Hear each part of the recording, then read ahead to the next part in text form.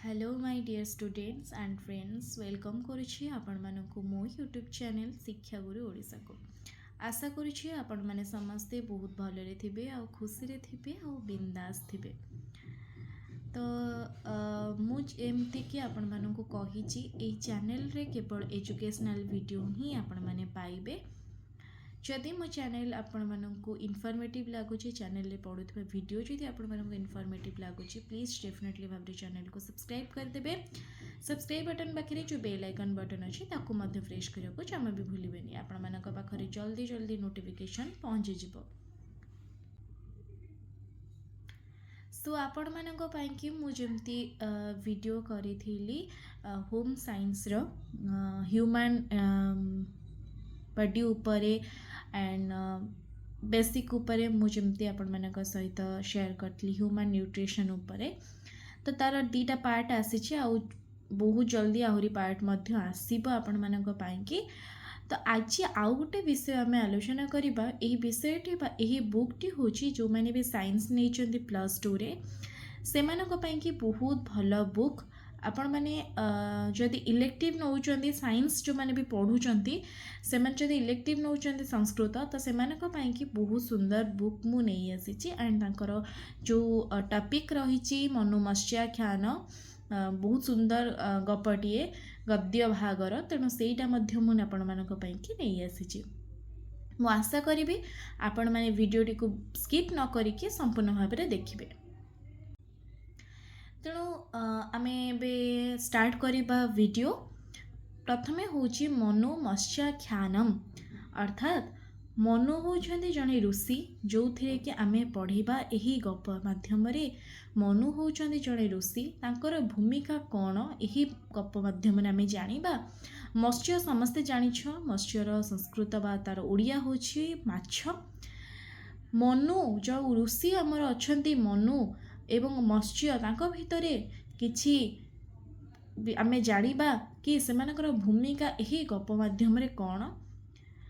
एहा को लिखिचंती शतप्रथ ब्राह्मण जो माने पिले नेइच ग्रेजुएशन रे ऑनर्स हिसाब रे संस्कृत को से माने पढ़िबो वेद रे।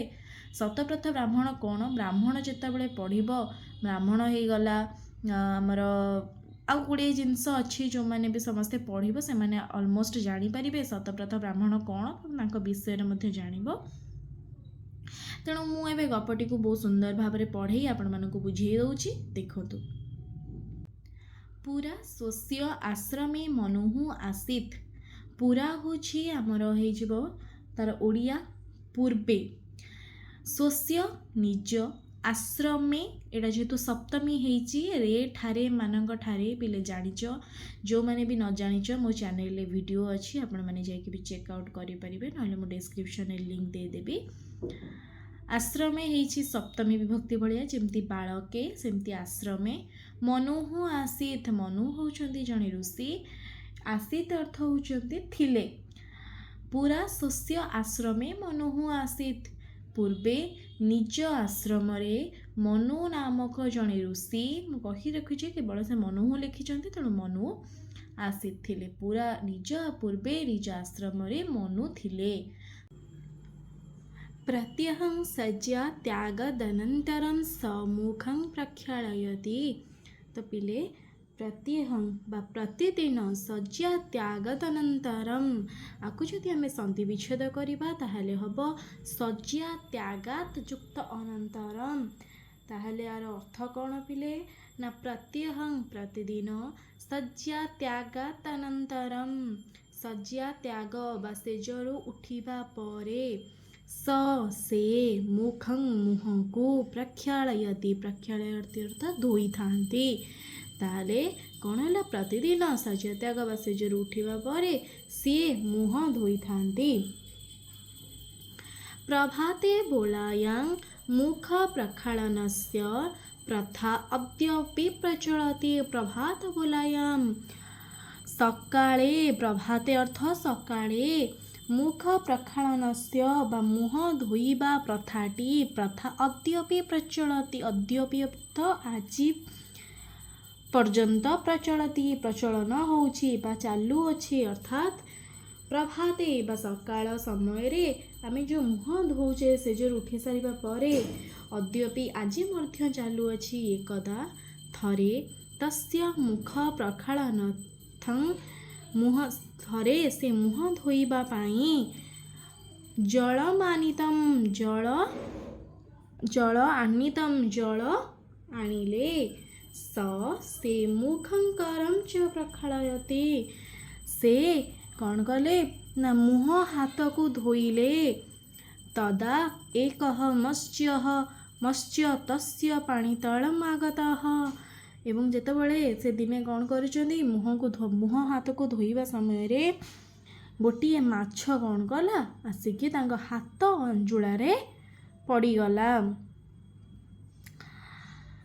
पानी तलम अर्थ जो हाथ अंजुलारे से पानी धरी से हाथ अंजुलारे कौन है माछटी आसी पड़ीगला।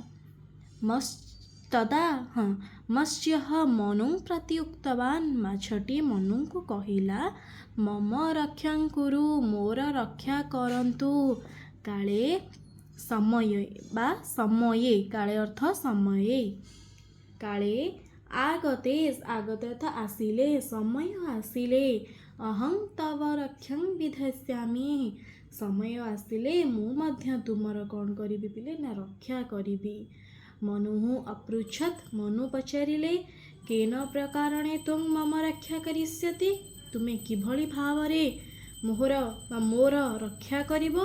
मत्स्य वदति वदति अर्थ कहिला माछटी कहिला कालक्रमेण एकदा महत् जल प्लावन भविष्यति माछटी कहिला कालक्रमेण अर्थ समय क्रमरे एकदा थरे महत् जल प्लावन महाप्रलय भविष्यति हेबो। माछ कहिला समय क्रम अनुजाई महाप्रलय हेबो तेन सर्वे जीवाः प्लावितः भविष्यन्ति एवं ताहा द्वारा समस्त जीव माने कौन हेबे ना भासी जीवे जल मध्ये लीनाः च भविष्यन्ति एवं जल मध्यरे मध्य लीन होई जीवे। तस्मिन् काले सेही समयरे अहं तव रक्षां करिष्यामि मु तुमर रक्षा करिबी। मनुः कथयति मनु पुणी कहिले केन उपायने त्वं अहं पालयिष्यामि किभଳି भावरे तुमे मोर रक्षा करिबो। मत्स्यः कथयति जदा वयं लघवः तदा अस्मकं विपत्ति जेतेबेले आमे छोट थाउ सेतेबेले आम प्रति अत्यंत विपत्ति होइथाए। मत्स्यटी कहिला प्रतिक्षणम एवं प्रति समय प्रति मुहूर्त जीवन नाशस्य जीवन जीवार आशंका थाए एवं प्रतिदिन जीवन जीवार कौन थाए बोले आशंका थाए।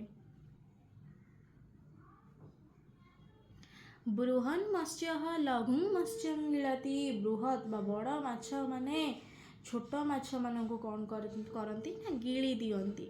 त्वं मां घाटे स्थापय तुमे मते गोटे माठियारे रख जदा मम कळेबरो बधते तदा मां जलाशय सुरक्षित स्थापय जेतेबेले मु बड़ होइजिबि कळेबर अर्थ बड़ होइजिबा जेतेबेले बा मो देह बढ़ीजिब जेतेबेले मु बड़ होइजिबि तुमे मते कौन करिवो ना जलाशय रे पोखरी रे सुरक्षित भाव रे छाड़ीदब। मम कळेबर वृद्धि हेतु जदा जलाशय क्षुद्र भविष्यति तदा मां समुद्रे प्रवेशय जदि मोर कळेबर वृद्ध हेतु जदि मो देह बढ़िबा हेतु मु जदि पोखरी रे छोट होइजिबि तेबे तुमे मते समुद्र मध्य रे छाड़ीदब तदा कोपि मम विनाशं कर्तुं न समर्थः तदा सेतेबेले जदा जेतेबेले तेणु एमती थाए कदा केतेबेले सेमती तदा सेतेबेले कोपि केही भी मध्य मम मोर विनाशं कर्तुं न समर्थः जेतेबेले सेतेबेले केही मध्य मोर विनाश करने को समर्थ हेबे नहीं। एवं दिवसेषु गच्छेषु तस्य मत्स्यस्य आकारः कर्म संवृद्धिं प्राप्तः ଏବଂ ଏହିପରି କେତେ ଦିନ ଅତିବାହିତ ହୁଅନ୍ତେ ଯେହେତୁ ମନୁ ନେଇ କ'ଣ କଲେ ନା ମାଛଟିକୁ ମାଠିଆ ମଧ୍ୟରେ ରଖିଲେ ଏବଂ ଯେତେବେଳେ ମାଛଟି କହିଲା ଯେତେବେଳେ ମୋର ଦେହ ବଢ଼ିଯିବ, ମୁଁ ଯେତେବେଳେ ଆକାର ମୋର ବଡ଼ ହୋଇଯିବ, ସେତେବେଳେ ତୁମେ ମୋତେ କ'ଣ କରିବ ନେଇ ଜଳାଶୟରେ ଛାଡ଼ିଦେବ। ଯଦି ମୋ ଆକାର ଜଳାଶୟରେ ମଧ୍ୟ ବଡ଼ ହୋଇଯିବ ତେବେ ତୁମେ ମଧ୍ୟ ସମୁଦ୍ରରେ ଛାଡ଼ିଦେବ। ଏବଂ ସେତିକି ବେଳେ ବା ସେହି ସମୟରେ କିଛି ଦିନ ଅତିକ୍ରାନ୍ତ ହୁଅନ୍ତି ମାଛର ଆକାର ବୃଦ୍ଧି ହେବାରେ ଲାଗିଲା। ସ ଈଶଃ ବୃହନ୍ ମତ୍ସ୍ୟଃ ସଞ୍ଜାତଃ, ସେ କ'ଣ ହୋଇଗଲା ନା ବଡ଼ ମାଛ ହୋଇଗଲା। ସମୁଦ୍ରଂ ପ୍ରତି ତସ୍ୟ ଗମନ ବୋଲା ସନ୍ନିହିତା, ତେଣୁ ସେ ଯେତେବେଳେ ପୋଖରୀର ଆଉ ଜାଗା ହେଲା ନାହିଁ ତେଣୁ ତାର ସମୁଦ୍ରକୁ ଯିବା ପାଇଁ ସମୟ ହୋଇଗଲା। ସ କୃତ୍ୟ ମନୋଃ ଉପକାରଂ ନ ବିସ୍ମରତି, ସେ କୃତ୍ୟ ହୋଇ ଖୁସି ହୋଇ ମନୁଙ୍କର ଉପକାରକୁ ଭୁଲି ନଥାଏ। ଅବସରେ ସମୟ ଆସିଲେ ପ୍ରାପ୍ତେ ସପ୍ରୟୁ ପ୍ରକାରାର୍ଥ ମନବେ ନୈବେଦ୍ୟତ୍, ସମୟ ଆସିଲେ ସେ ପ୍ରତ୍ୟୁପକାର କରିବ ବୋଲି ମନୁଙ୍କୁ କହିଲା। କାଳାନ୍ତରେ ମହତ୍ ଜଳ ପ୍ଲାବନ ଭବିଷ୍ୟତି, ସମୟ କ୍ରମେ ମହାପ୍ରଳୟ ହେବ। ମହତ୍ ବଚନଂ ଅନୁଶ୍ରୁୟ ପୂର୍ବଂ ଏକାନ୍ତରୀ ପ୍ରସୂତଂ କୁରୁ, ମୋ କଥା ଅନୁସାରେ ପ୍ରଥମରୁ ତୁମେ କ'ଣ କର, ଗୋଟିଏ ନୌକାଟିଏ ତିଆରି କର। ମହାପ୍ରଳୟୀ ତ୍ୱଂ ତରି ମଧ୍ୟ ସ୍ଥାପୟସି, ତୁମେ କ'ଣ କରିବ, ଯେତେବେଳେ ମହାପ୍ରଳୟ ହେବ ସେତେବେଳେ ତୁମେ ସେ ନୌକା ମଧ୍ୟରେ ରହିଯିବ। ଅହଂ ପ୍ରଳୟ କାଳେ ସମାଗତ୍ୟ ତବ ରକ୍ଷାଂ କରିଷ୍ୟାମି, ଏବଂ ମୁଁ ମଧ୍ୟ କ'ଣ କରିବି, ଯେତେବେଳେ ପ୍ରଳୟ ଆସିବ ତୁମର ରକ୍ଷା କରିବି। ମନୁଃ ମତ୍ସ୍ୟସ୍ୟ ବଚନଂ ଅନୁଶ୍ରୁୟ ତସ୍ୟ ପାଳନଂ କୃତବାନ୍, ମନୁ ମାଛର କଥା ଶୁଣି ତାହା ପାଳନ କଲେ। ଯଥା କାଳଂ ତଂ ସମୁଦ୍ରେ ପ୍ରବିଶୟତ୍, ମାଛର କଥାକୁ ନାଇଁ ଏଇଟା ହେଲା ଯଥା କାଳଂ ତଂ ସମୁଦ୍ରଂ ପ୍ରବିଶୟତ୍।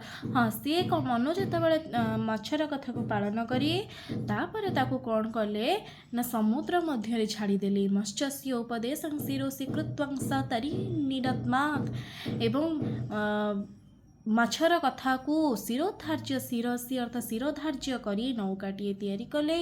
ମହାପ୍ରଳୟ ଯଦା ଦୃଷ୍ଟ୍ୟଃ ମନୁ ତରି ମଧ୍ୟ ପ୍ରବିଶ୍ୟତ୍, ଯେତେବେଳେ ମହାପ୍ରଳୟ ଦେଖିଲେ ସେତେବେଳେ ସେ କ'ଣ କଲେ ନା ସେଇ ନୌକା ମଧ୍ୟରେ ପ୍ରବେଶ କରିଗଲେ। ଈଶଃ ସ୍ୱବଚନାନୁସାରେ ତତ୍ର ସମାଗତଃ, ବଡ଼ ମାଛଟି ନିଜ କଥା ମାନି ସେହି ଜାଗାକୁ ଆସିଲା ଯେଉଁ ଜାଗାରେ ମନୁ ମଧ୍ୟ ଥିଲେ। କେଉଁଥିରେ ଥିଲେ, ଯେତେବେଳେ ସେଇ ଯେଉଁ ନୌକାରେ ଥିଲେ ଯେତେବେଳେ ମହାପ୍ରଳୟ ହେଲା। ତରିରଜ୍ଜୁଂ ସ୍ୱଶୃଙ୍ଗେ ବଦଧ୍ୱା ତରିଂ ଉତ୍ତରାଚଳଂ ପ୍ରତି ନୀତବାନ୍, ନୌକାର ଦଉଡ଼ିଟିକୁ ନିଜ ଶୃଙ୍ଗରେ ବାନ୍ଧି ନୌକାଟିକୁ ଉତ୍ତର ମେରୁ ଆଡ଼କୁ ନେଇଗଲା। କିଏ ନେଇଗଲା ବିଲେ, ମତ୍ସ୍ୟଟି ନେଇଗଲା। କ'ଣ କଲା, ନୌକାର ଦଉଡ଼ିଟିକୁ ନିଜ ଶୃଙ୍ଗରେ ବାନ୍ଧିକି କ'ଣ କଲା ନା ଉତ୍ତର ମେରୁ ଆଡ଼କୁ ନେଇଗଲା। ଶୃଙ୍ଗ ଅର୍ଥାତ୍ ନିଜ ସିଂହ ମାଧ୍ୟମରେ ନେଇଗଲା। ତତ୍ର ସୁରକ୍ଷିତ ସ୍ଥାନେ ତରିଂ ସ୍ଥାପୟିତ୍ୱା ମନୁ ପ୍ରତି ଈଶଃ ପ୍ରାପ୍ତ୍ୟ ସମ୍ପ୍ରତି ତ୍ୱଂ ସୁରକ୍ଷିତଃ, ସେଠାରେ ସୁରକ୍ଷିତ ସ୍ଥାନରେ ରଖି ନୌକାଟିକୁ ମାଛଟି କହିଲା, ତୁମେ ଏବେ ଏହି ଜାଗାରେ ସୁରକ୍ଷିତ ଅଛ।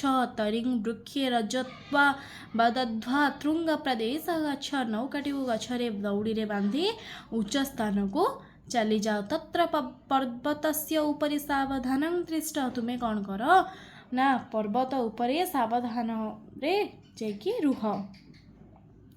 ଯଦା ଜଳ ଅବତରତି ତଦା ତ୍ୱଂ ଅପି ସୈନ୍ୟଃ ନୀଚଂ ପ୍ରଦେଶଂ ଅବତରଃ, ଯେତେବେଳେ ପାଣି କମିଯିବ ସେତେବେଳେ ତୁମେ କ'ଣ କରିବ ନା ସେହି ଉଚ୍ଚା ପର୍ବତରୁ ଧୀରେ ଧୀରେ ତଳକୁ ଚାଲି ଆସିବ। ମନୁଃ ତତ୍ ବଚନଂ ପାଳୟିଷ୍ୟାମି, ମନୁ ମଧ୍ୟ ତାହା କଥା ପାଳନ କଲେ। ଯଥା କାଳଂ ସ ଅବତୀର୍ଣ୍ୟ ଭୂମିଂ ସ୍ପୃଷ୍ଟବାନ୍, ଯଥା ସମୟରେ ସେ ଭୂମିକୁ ସ୍ପର୍ଶ କଲେ। ସର୍ବେ ପ୍ରାଣିନଃ ମହତା ଜଳପ୍ଲାବନେନ ପ୍ରବାହିତା ନାସିତାଃ ଚ, ସମସ୍ତ ପ୍ରାଣୀମାନେ ମହାପ୍ରଳୟରେ ଭାସିଗଲେ ଏବଂ ବହୁତ ଜଣ ମରିଗଲେ। ଏକଃ ମନୁଃ ସୁରକ୍ଷିତଃ ଜୀବନଶ୍ଚ ଆସୀତ୍, କେବଳ ମନୁ କ'ଣ କଲେ, ସୁରକ୍ଷିତ ଭାବରେ ବଞ୍ଚିଥିଲେ। तदेव स्थानं मनोसमर्पण इति इतिहासे प्रसिद्ध एवं ସେହି ସ୍ଥାନ ବା ଉତ୍ତର ମେରୁ ସ୍ଥାନଟି ଆଜି ପର୍ଯ୍ୟନ୍ତ मनोरवर्षपण ନାମରେ ଇତିହାସ ପ୍ରସିଦ୍ଧ। ପ୍ରଜାପତେଃ मनोः ईर्षणे सह अयं यः भागवतः ସମ୍ବନ୍ଧଂ ଚ ବିଜ୍ଞାନ ସମର୍ଥः ଚ। ତେଣୁ ସେହି ଯେଉଁ ପ୍ରଜାପତି ମନୁଙ୍କର ବଡ଼ ମାଛ ସହିତ ଯେଉଁ ଭାଗବତ ସମ୍ବନ୍ଧ ତାହା ବିଜ୍ଞାନ ସମ୍ମତ ଅଟେ। ମନୁଷ୍ୟ ସ୍ତନ୍ୟପାୟୀ ମନୁଷ୍ୟ ବା ମଣିଷ ହେଉଛନ୍ତି ସ୍ତନ୍ୟପାୟୀ। ତାଦୃଶଃ ଶୃଙ୍ଗୀ ଈର୍ଷଃ ଅପି ସ୍ତନ୍ୟପାୟୀ। ତାହା ଭଳି ବା ସେହିଭଳି ଶୃଙ୍ଗ ଥିବା ମାଛଟି ବା ସିଂହ ଥିବା ମାଛଟି ମଧ୍ୟ ସ୍ତନ୍ୟପାୟୀ ଅଟେ। ମନୁଷ୍ୟସ୍ୟ ସ ଉପକାରୀ ମନୁଷ୍ୟର ସେ ଉପକାରୀ।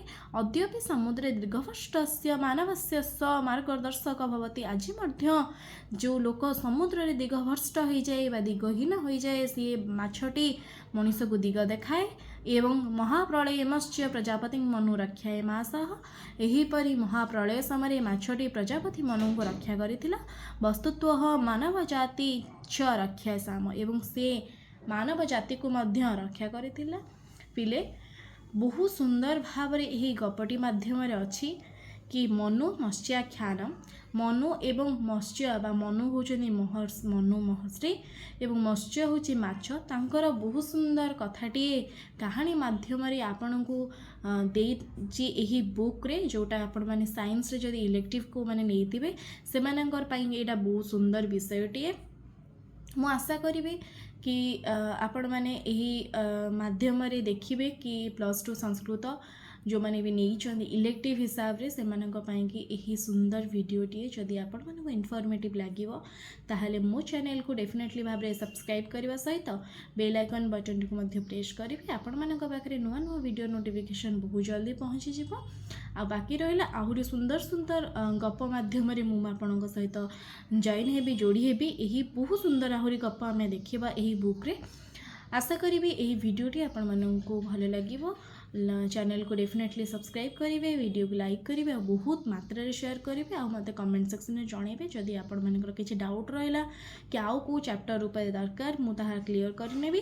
ଆଉ ଯଦି ମୋର କେଉଁଠି ଭୁଲ ରହିଲା ତ ସେଇଟା ବି ଆପଣମାନେ ମୋତେ କମେଣ୍ଟ ସେକ୍ସନରେ ଜଣାଇବେ। ରହୁଛି, ଦେଖା ହେବା ନେକ୍ସଟ ଗୋଟେ ସୁନ୍ଦର ଭିଡ଼ିଓରେ। ଆଜି ପାଇଁ ଏତିକି। ଜୟ Shri Jagannath. Thanks for watching. Bye Bai.